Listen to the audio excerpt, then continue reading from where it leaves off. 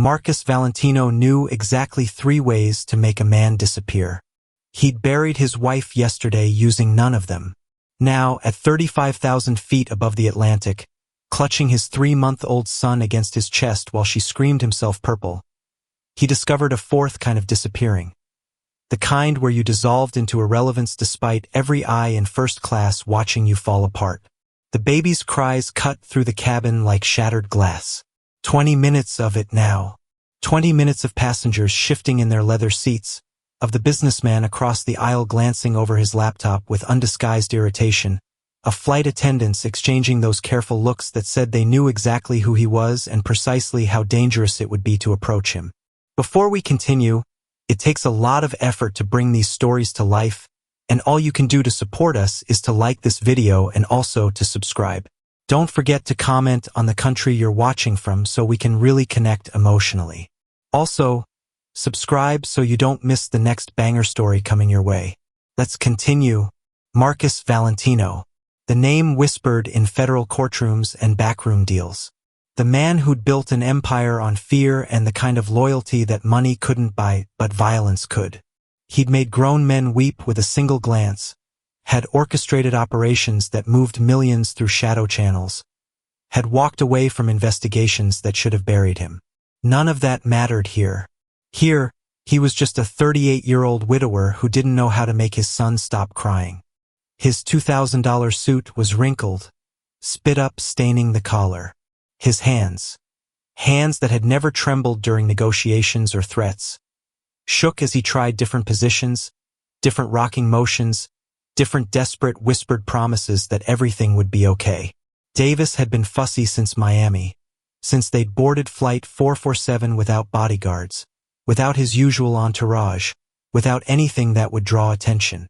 He'd chosen commercial aviation specifically for this, to blend in, to be invisible, to be normal for once in his carefully constructed life. To take his son to meet his grandmother in Brooklyn before the grief of losing Sophia consumed him entirely.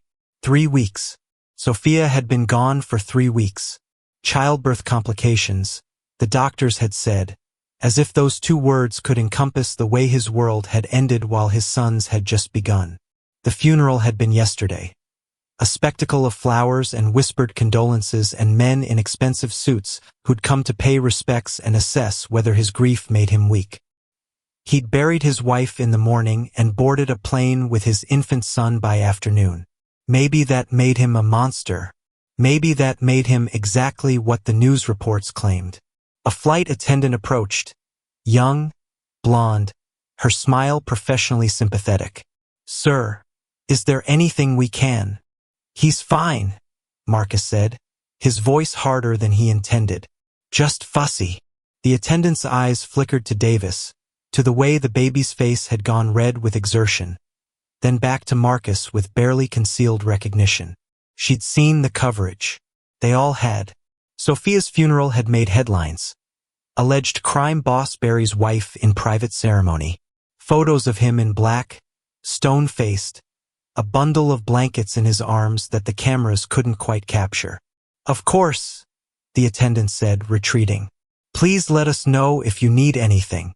Marcus returned his attention to Davis, bouncing him gently, murmuring nonsense words he'd heard Sophia use. The crying continued, desperate and piercing. Other passengers were definitely staring now.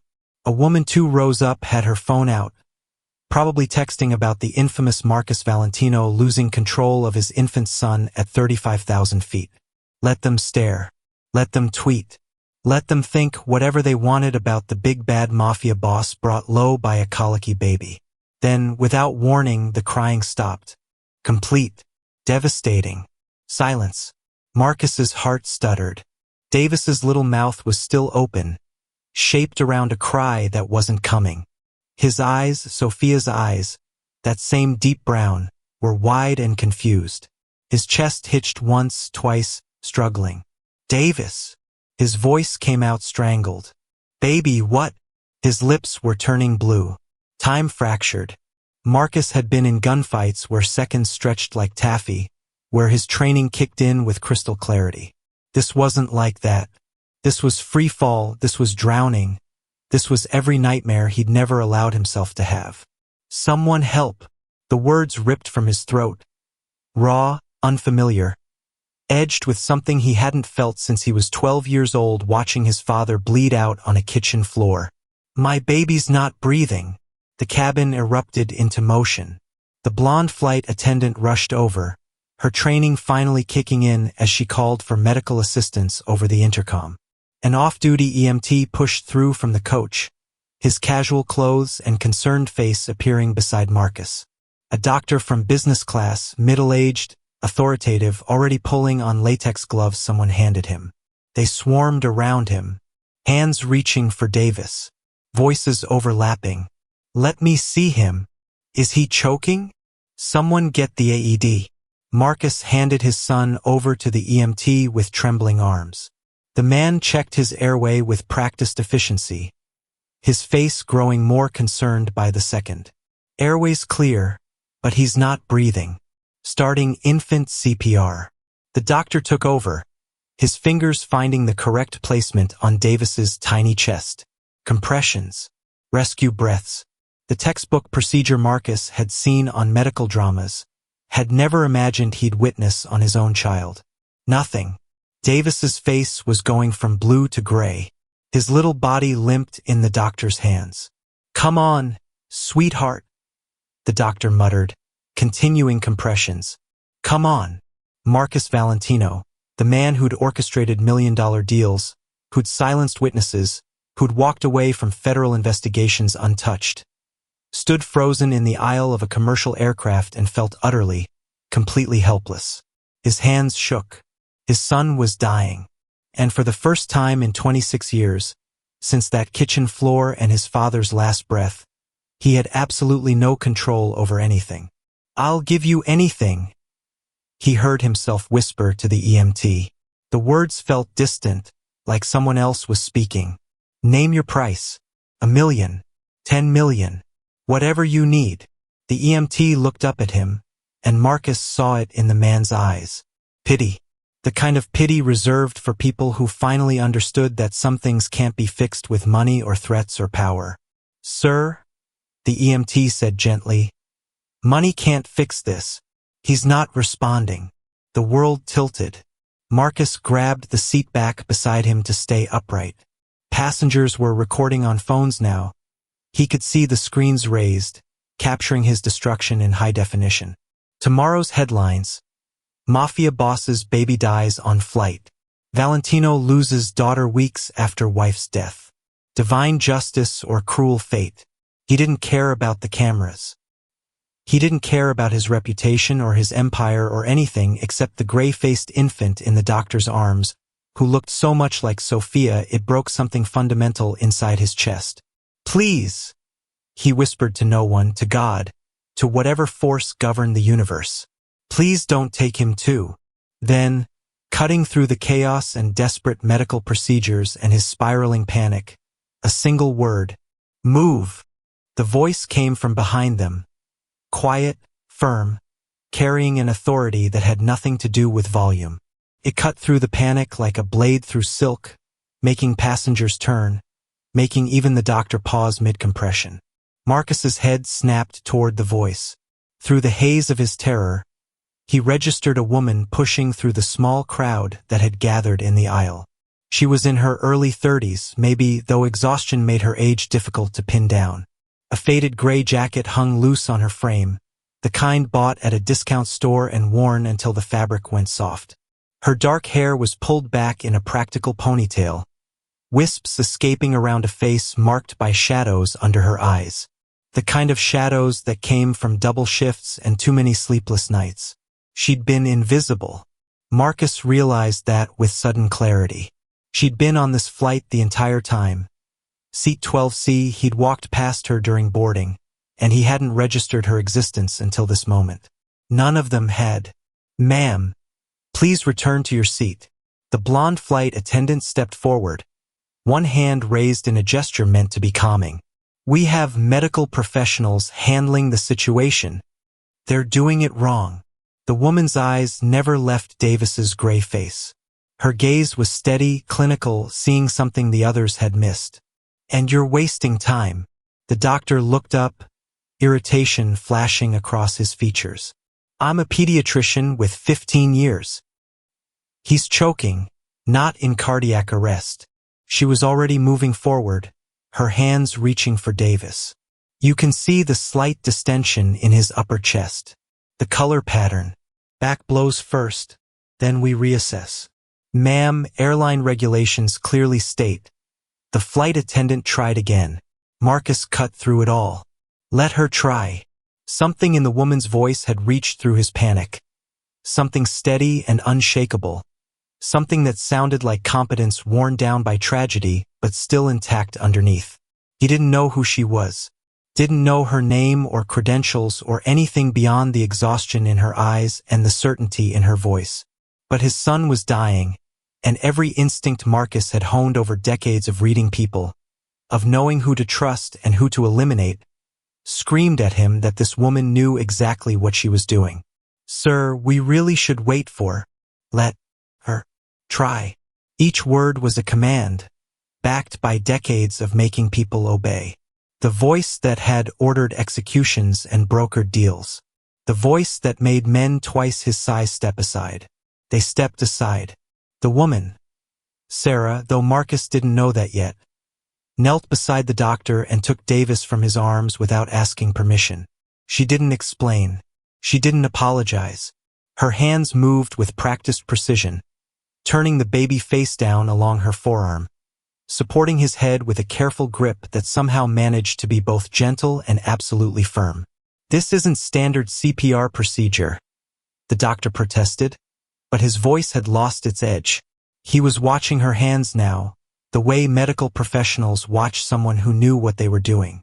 If you injure him, standard CPR is for cardiac arrest. Sarah's voice remained level, controlled, even as her fingers adjusted Davis's position with minute precision. This is aspiration. Different problem, different solution. She delivered 5 firm strikes between Davis's tiny shoulder blades. Each one was measured, controlled, hitting the exact spot with the exact force needed. Marcus watched her face. Concentrated but not panicked, sad but not hopeless. Like she'd done this before. Like she'd lived through worse and came out the other side knowing exactly how fragile life could be. Nothing happened. Marcus felt his world ending. Felt the last thread of hope beginning to fray. Sarah didn't hesitate. She flipped Davis face up in one smooth motion, supporting his head with one hand while her other found the correct placement on his chest. 2 fingers positioned precisely. Her eyes counted silently. 5 quick compressions. Faster than the doctor had tried. Shallower. Angled differently. The cabin held its breath. The EMT leaned in. That's not the standard rate. It's the correct rate for aspiration in a 3-month-old, Sarah said quietly. Another 5 compressions. Her fingers moved like they had muscle memory, like they'd done this 1,000 times in training and once when it actually mattered. Seconds stretched into eternities. Marcus couldn't breathe. Couldn't think beyond the gray face of his son, and the stranger's steady hands, and the terrible silence of a cabin full of people watching a baby die. Then a wet, choking cough. A gasp that sounded like breaking glass. A furious, beautiful, world-saving scream. Davis's cry shattered the silence like breaking glass. The sound, angry, piercing, absolutely alive, hit Marcus with the force of a physical blow. His knees nearly buckled. Around him, passengers exhaled collectively, some gasping, one woman openly sobbing with relief. Color flooded back into his son's face. Gray to pink in seconds, like watching a resurrection in real time. Sarah moved quickly, her fingers gentle but efficient as she turned Davis slightly, clearing his mouth with practiced precision. Milk came away, partially aspirated, thick and dangerous. She wiped it carefully with the cloth the flight attendant thrust toward her, checking Davis's airway one more time before the crying intensified. That's it, she murmured, so quietly Marcus almost didn't hear it over his son's wails. Get it all out. You're okay now. She handed Davis back to Marcus with the same calm efficiency she'd shown throughout, as if she'd just completed a routine task rather than pulled a baby back from death. Marcus's hands shook so violently he almost dropped his son. His arms felt like they belonged to someone else, weak, useless, trembling with aftershock. Sarah's hands had been rock steady the entire time. "He needs to be seen by pediatrics when you land," she said, already starting to rise. Her voice remained level, clinical, like she was reading from a medical textbook. "He probably has reflux. Severe, given the aspiration. Keep him elevated after feeding, 30 degrees minimum. Small, frequent meals. And get him on medication as soon as possible." She was leaving, actually turning away, stepping back from the small crowd of passengers and medical personnel, trying to dissolve back into the anonymity she'd emerged from. Marcus stared at her. This stranger in a faded gray jacket who'd just saved his son's life with techniques the trained professionals hadn't even considered. Her hands, he realized, had never shaken. Not once during those agonizing seconds when his entire world hung in the balance. While the doctor hesitated and the EMT looked on helplessly, while Marcus fell apart and passengers recorded his destruction, her hands had stayed absolutely steady, practiced, confident, like they'd done this before, like they'd held a dying infant and brought him back and knew exactly what those 5 strikes between the shoulder blades needed to feel like. Exactly how fast the compressions had to be, exactly what angle would clear an obstruction from a 3-month-old's airway. "Wait!" His voice came out strangled. "Please!" She paused, half-turned toward the aisle, toward seat 12C and whatever anonymous existence she'd been living before this moment. Her profile was sharp against the cabin lights, exhausted, guarded, carrying the weight of something Marcus recognized because he carried it too. Loss. The kind that never really healed, just scarred over badly. "Please," he said again. Davis was crying against his chest now, healthy and furious and alive. The most beautiful sound Marcus had ever heard. "How did you know?" "What you did, the back blows, the compressions, that wasn't standard CPR." The doctor cleared his throat. "She's right, actually. That's the current protocol for infant choking, but it's not widely known outside of specialized pediatric training. The compression rate, the positioning." He looked at Sarah with new respect mixed with curiosity. "Are you a neonatal nurse?" "Pediatric EMT." Sarah's expression flickered. Just for a moment, something ancient and devastating crossed her face. Grief so raw and absolute it made Marcus's recent loss look like a paper cut. Then she caught herself, the mask sliding back into place. "I had a son," she said softly, past tense. The 2 words landed like stones in still water. "He was 4 months old when he died. Aspiration, like your baby just experienced. I was certified in infant emergency care after." Her voice caught. "After. I couldn't save my own child, but I've saved others since." The cabin went quiet again. A different kind of quiet than before. This wasn't the breathless silence of watching death. This was the hush that falls when people witness something private and painful being exposed in public.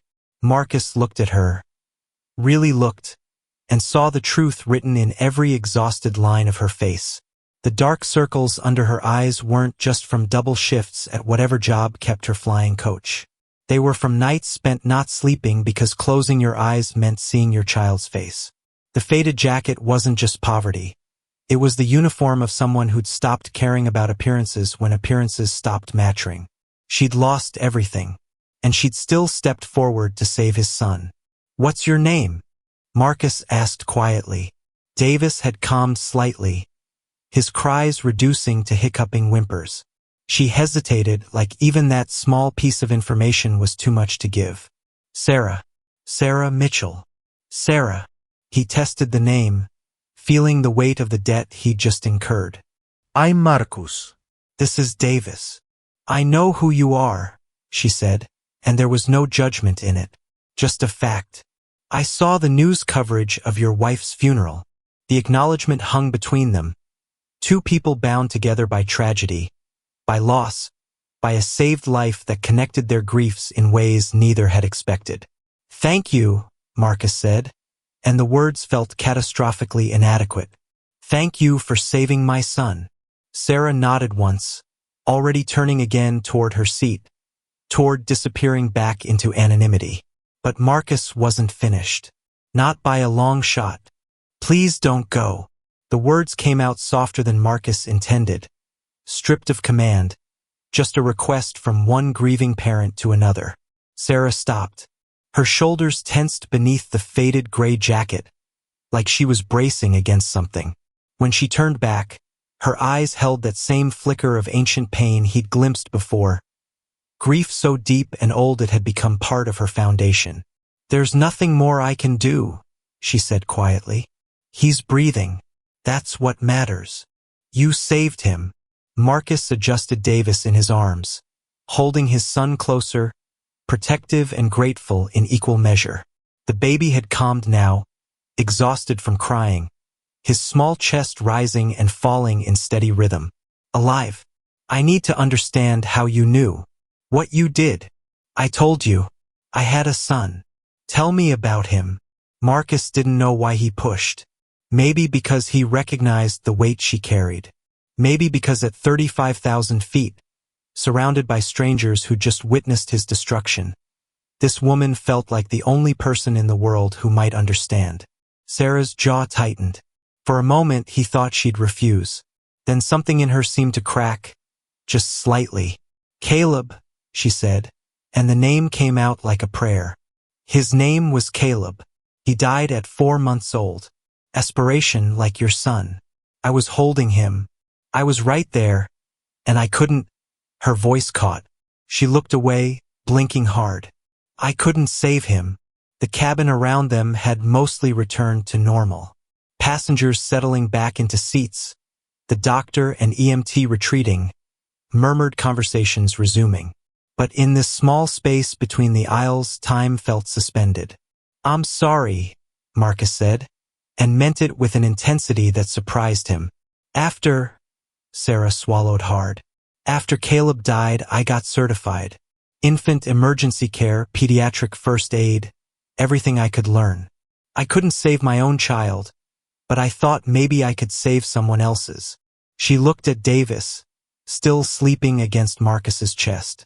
"Today makes 4. For babies I've helped since Caleb. For lives," Marcus said, "including my son's." Sarah nodded, but there was no pride in it. Just weary acknowledgement. "Your husband?" Marcus asked gently, recognizing the shadow of more loss in her expression. "Left 3 weeks after Caleb died." Her voice went flat. "Couldn't handle the grief. Couldn't look at me without seeing what we'd lost.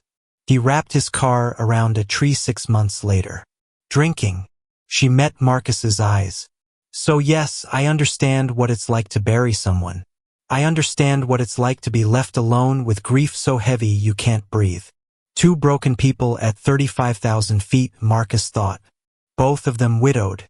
Both of them drowning in losses that should have destroyed them. "Let me repay you," he said. "Whatever you need. Name it. $1 million. 10. I can." "No."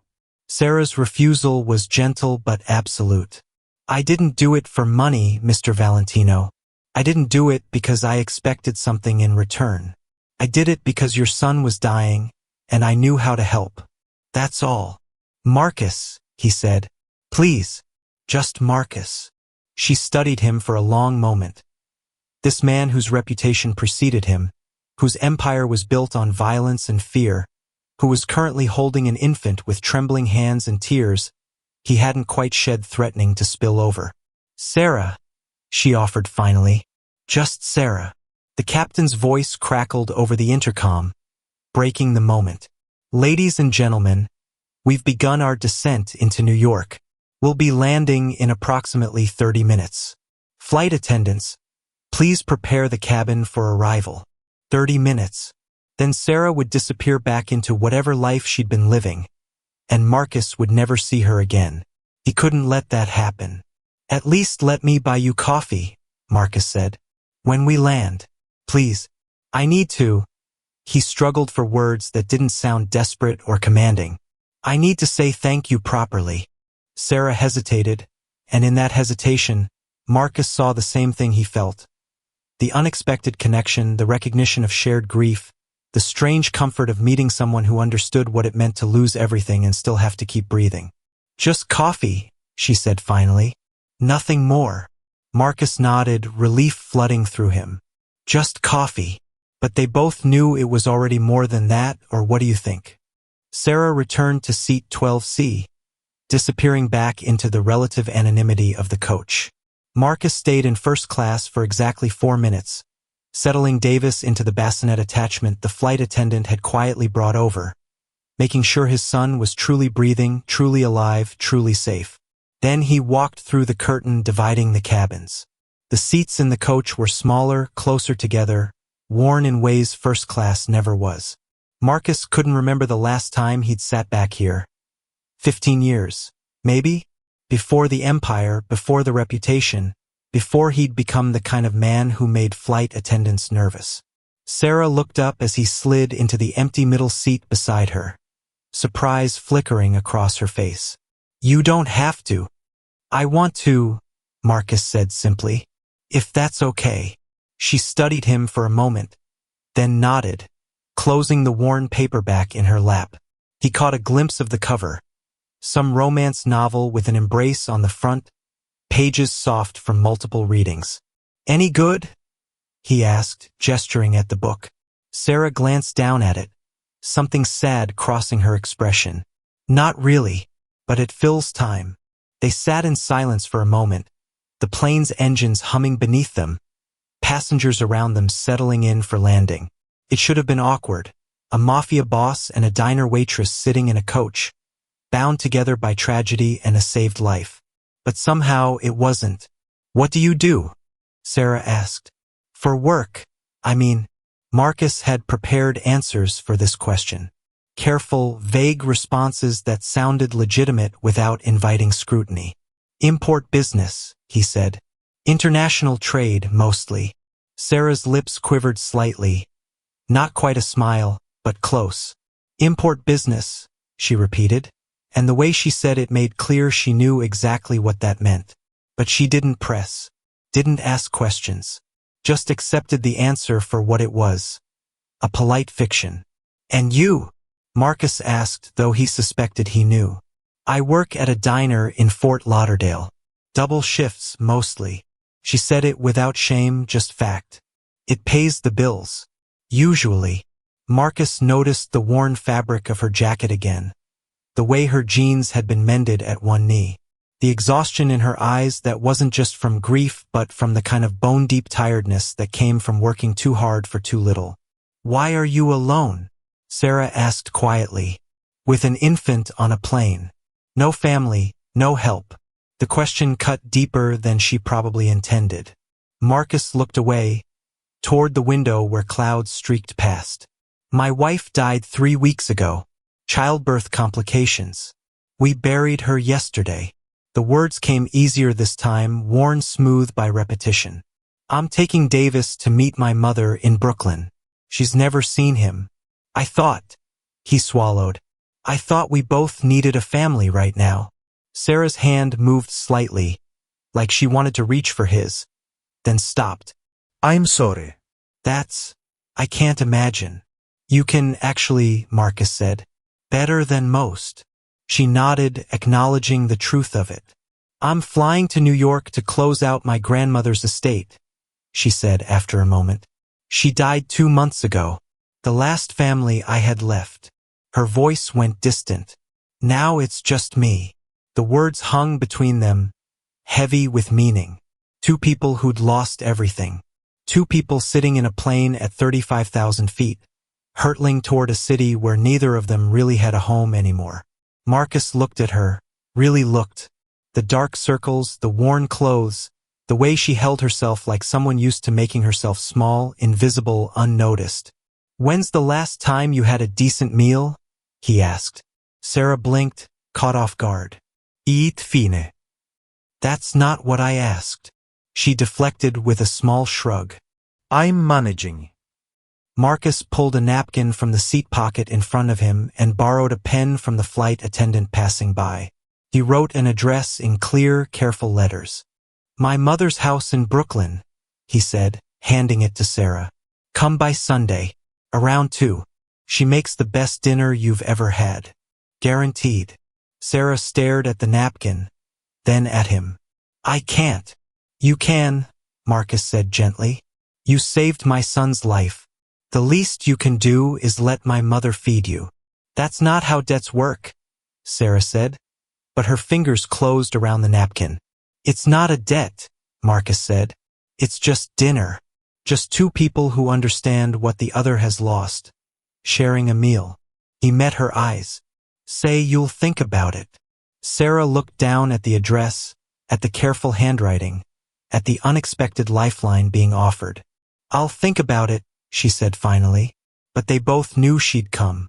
The plane touched down at JFK with barely a bump, but Marcus felt the impact in his chest. Reality waiting on the other side of the cabin door. His world, with all its complications and dangers, rushing back in. Paramedics were waiting at the gate. Standard protocol for any infant medical emergency. The captain had explained over the intercom. Marcus gathered Davis from the bassinet. His son sleeping peacefully now, blissfully unaware of how close he'd come to never waking up. "I'm coming with you," Sarah said quietly, appearing beside him as passengers began to disembark. "You don't have to. I need to make sure he's okay." Her voice held an edge he hadn't heard before. Not quite desperate, but close. Like she needed to see this through to the end, needed confirmation that this baby, unlike her Caleb, would survive. Marcus nodded. "Then come." The airport medical station was small, efficient, clinical. A pediatrician arrived within minutes. A woman in her 50s with kind eyes and quick hands. She examined Davis thoroughly while Marcus hovered and Sarah stood back, arms wrapped around herself. "Severe gastroesophageal reflux," the doctor confirmed, looking up at Marcus. "Aspiration risk is significant. You're lucky someone knew what to do." She glanced at Sarah. "The flight attendant said you performed the rescue?" "Yes," Sarah said quietly. "You have medical training?" "I'm certified in infant emergency care, pediatric first aid." Sarah's voice went flat, clinical. "My son died from aspiration at 4 months old. I got certified after." The doctor's expression softened with understanding and sympathy. "I'm sorry for your loss, but you saved this little one's life today." She turned back to Marcus, writing out prescriptions. "He'll need to be on medication. Small, frequent feedings. Keep him elevated after eating, at least 30 degrees, 30 minutes minimum. I want you to follow up with his pediatrician within 48 hours. Marcus watched Sarah as the doctor spoke. Watched how she looked at Davis with such naked longing and pain it made his chest ache. She reached out once, her fingers almost touching his son's tiny hand, then pulled back like she'd been burned. Natural, gentle, heartbroken and healing simultaneously. They left the medical station together, Marcus carrying Davis, Sarah walking beside him with her worn duffel bag slung over one shoulder. And then Marcus saw them. 2 black SUVs idling at the curb. His driver, Carlo, loyal for 15 years, leaning against the first vehicle. And beside him, 2 of Marcus's bodyguards. Sal and Vincent, both built like brick walls, both carrying enough concealed weapons to start a small war. He'd called ahead from the plane. A mistake, maybe. Sarah stopped walking. Marcus felt her freeze beside him, felt her take an instinctive step backward.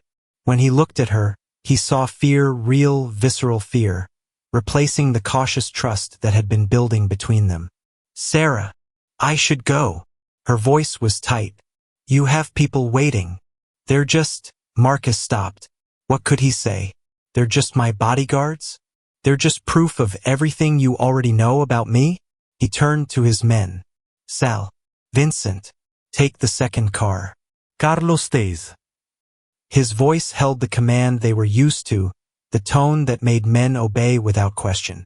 The bodyguards exchanged glances but complied, climbing into the second SUV and pulling away. Carlo remained by the first vehicle, giving them space. Marcus looked back at Sarah. You saved my son's life. I'm not a good man. I won't pretend to be. But I'm not going to hurt you. I would never hurt you. Sarah's hands trembled slightly as she adjusted her grip on her duffel bag. I know who you are, she said quietly. Marcus Valentino. I saw the news coverage of your wife's funeral. The speculation, the allegations, all of it. She met his eyes. I know exactly what kind of man you are. The words landed like stones. Marcus felt his walls rising, the defenses he'd built over decades, the armor that kept everyone at a safe distance. She knew. Of course she knew. Everyone knew, even if they couldn't prove it. Then why did you save him? Marcus asked, his voice rough. Because he's a baby, Sarah said simply. Because he was dying and I could help. Because whatever you are, whatever you've done, he's innocent. The truth of it hung between them, heavy and complicated. The cocoon they'd built at 35,000 feet was cracking, reality seeping in through every fracture. The dinner invitation still stands, Marcus said quietly. Sunday, 2 o'clock, if you want it. Sarah looked at him for a long moment. This dangerous man holding an infant with such desperate gentleness. This stranger who'd shown her more understanding in 30 minutes than anyone had in years. I'll think about it, she said again. But this time, Marcus wasn't sure she meant it. Wait. Marcus's voice stopped Sarah before she could turn toward the taxi stand. I have a proposition. Sarah tensed, and Marcus saw her walls go up. He'd chosen the wrong word. Proposition sounded like exactly what a man like him would offer a woman like her. A job, he clarified quickly. I want to offer you a job. She turned back slowly, suspicion and curiosity warring in her expression. What kind of job? Davis's nanny. Marcus adjusted his son in his arms. Live in. I have a brownstone in Brooklyn. There's a separate apartment on the 3rd floor. Private entrance. Your own space. The salary would be... He named a figure that made Sarah's eyes widen. 10 times what she made at the diner, maybe more. No. The refusal came immediately, sharp and definitive. I can't be bought, Mr. Valentino. Marcus, he said automatically. And this isn't about buying you. This isn't about debt or obligation or... He struggled for the right words. My son needs someone who knows how to keep him alive. Someone who understands his condition, who won't panic if something goes wrong. I need someone I can trust. And you, he met her eyes. You need a fresh start. Sarah's jaw tightened. You don't know what I need. Don't I? Marcus kept his voice gentle. You're working double shifts at a diner in Fort Lauderdale. You came to New York to close out your grandmother's estate, the last family you had. You're exhausted, you're alone, and you're barely holding on. Am I wrong? The accuracy of it made Sarah flinch. That doesn't mean I should enter your world. You said it yourself, you're not a good man. Whatever business you're in, whatever you do. She shook her head. That's dangerous. I can't. You'd be taking care of an infant, Marcus interrupted. Not running my operations. Not involved in any of my business. Just Davis. Just keeping my son safe and healthy. You don't know me, Sarah said, desperation creeping into her voice. I'm a stranger who happened to have the right skills at the right time. That's all. You're a mother who lost everything and still saved a stranger's child. Marcus's voice was quiet but firm. You got certified in emergency care after your son died. Not because it would help you, but because you couldn't save him and you needed to save someone else. That's not just skills, Sarah. That's character. That's exactly the kind of person I want around my son. I know enough. Sarah looked away, blinking hard. Being around Davis every day would. Her voice caught. It would hurt. Every time I looked at him, I'd see Caleb. I'd remember what I lost. You're asking me to live with that pain constantly. Marcus was quiet for a moment. When he spoke, his voice carried the weight of his own grief. I'm reminded of my wife every time I look at my son. Every time he makes a sound, every time he sleeps, every time he breathes. He has her eyes, her expressions. The pain doesn't go away, Sarah. We just learn to carry it. And sometimes... He looked down at Davis, sleeping peacefully despite everything. Sometimes the pain is worth it. Sarah's hands trembled as she wrapped her arms around herself. I need time to think. Marcus nodded. He pulled a card from his wallet, black, expensive cardstock with just a phone number embossed in silver. No name, no business logo. Call me when you decide. The job is yours if you want it. No pressure. No obligación. Sarah took the card, her fingers brushing his briefly. The contact felt electric, dangerous, full of possibilities neither of them were ready to name. What if I say no? She asked quietly. Then I hope you'll still come to Sunday dinner, Marcus said. Either way, I meant what I said. You saved my son's life. That matters. You matter. The words hung between them, heavier than any offer of money or employment. I should go, Sarah said finally. My cab. Carlo can drive you, Marcus offered. Wherever you need to go. No. Sarah shook her head. I need to think. Alone. Marcus understood. He watched as she walked toward the taxi stand, her worn duffel bag over her shoulder, her posture carrying the weight of impossible choices. She didn't look back. Carlo appeared at his elbow. Sir? Ready to head to your mother's? Yeah, Marcus said, still watching Sarah climb into a yellow cab. Let's go home.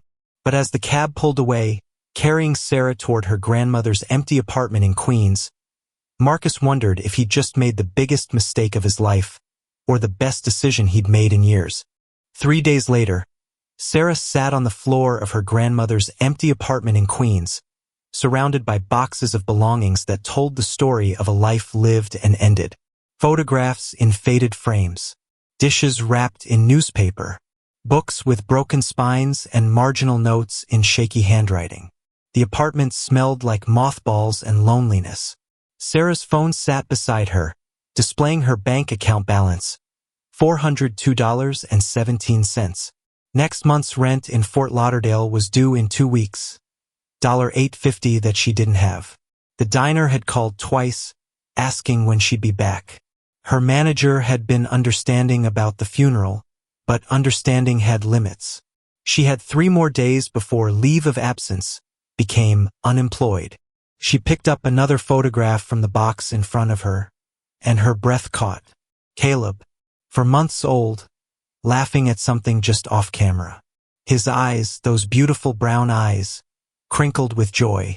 Sarah had taken this photo 2 days before he died. 2 days before she'd found him blue and still in his crib, before her world had ended, before everything had fallen apart. The sob came from somewhere deep inside her chest, raw and unstoppable. She clutched the photograph to her chest and cried. For Caleb, for her grandmother, for the husband who'd left and then died, for every loss that had carved her hollow, for the terrifying possibility that maybe, just maybe, she could have something good again. Marcus's card sat on the kitchen counter where she'd left it 3 days ago. Black cardstock, silver numbers, a choice that felt impossible and inevitable in equal measure. Fear whispered in her ear. He's dangerous. His world is violent. You'll get hurt. But another voice, quieter, steadier, reminded her of the genuine connection she'd felt at 35,000 feet. The way Marcus had looked at her with understanding that went beyond words. The chance to honor Caleb's memory by protecting another child. By making sure Davis lived. Sarah wiped her eyes, set down the photograph, and picked up her phone. The number rang once before Marcus answered. Sarah. Just her name, but she heard everything in it. Relief. Hope. The implication that he'd been waiting for this call, that maybe he'd been as affected by their meeting as she had. I have conditions, Sarah said, her voice steadier than she felt. Tell me. 6 months. Trial basis. If it doesn't work, if I can't handle it, if your world is too dangerous, if any of this goes wrong, I walk away. No questions, no strings, no debt. Marcus was quiet for a moment. Whatever you need, he said finally. 6 months. Trial basis. Your terms. Sarah closed her eyes, feeling the weight of the decision settle over her shoulders. When do you want me to start? Whenever you're ready. Sunday, Sarah heard herself say. I can be there Sunday afternoon. The brownstone in Brooklyn was beautiful in ways Sarah hadn't expected. Red brick, old trees lining the street, flower boxes in the windows. It looked like a home, not a crime lord's fortress.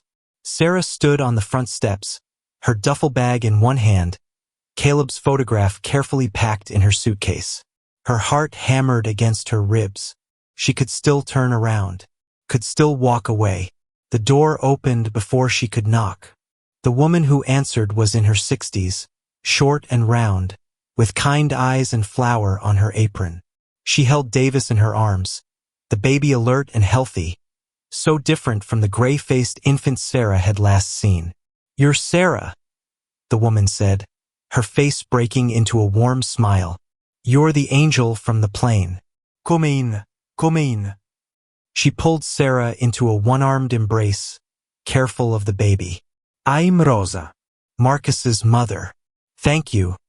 Thank you for saving my grandson. Sarah felt tears threatening again. I just did what anyone. No. Rosa pulled back, meeting her eyes with fierce intensity. You did what no one else could. You gave me back my grandson. You gave Marcus back his son. Marcus appeared behind his mother, and Sarah's breath caught. He looked different here, less guarded, more human. He wore jeans and a simple black shirt, and when he saw her, something in his expression softened. Davis made a small sound, and his tiny hands reached toward Sarah. Without thinking, Sarah stepped forward and took him. The weight of him in her arms, warm, alive, breathing, felt like grief and hope tangled together. He looked up at her with those deep brown eyes, so much like Sophia's, so much like Caleb's, and Sarah felt something crack open in her chest. Marcus and Sarah's eyes met over Davis's head. Two broken people, damaged by loss, agreeing to try something impossible. Agreeing to heal together, maybe, or at least to carry their pain in the same direction. We'll figure it out, Marcus said quietly. It wasn't a promise, exactly. More like a hope. One day at a time. Sarah looked down at Davis, then back at Marcus, then at Rosa beaming in the doorway. An unconventional family forming from tragedy. A mafia boss, a grieving mother, an Italian grandmother, and a baby who'd survived against impossible odds. One day at a time, Sarah agreed. And for the first time in 2 years, she thought maybe that would be enough. What do you think will go on between both of them? What would you have done in Sarah's shoes, and would you have made a good decision? Keep those answers to yourself and get ready for the next story. Subscribe to never miss out.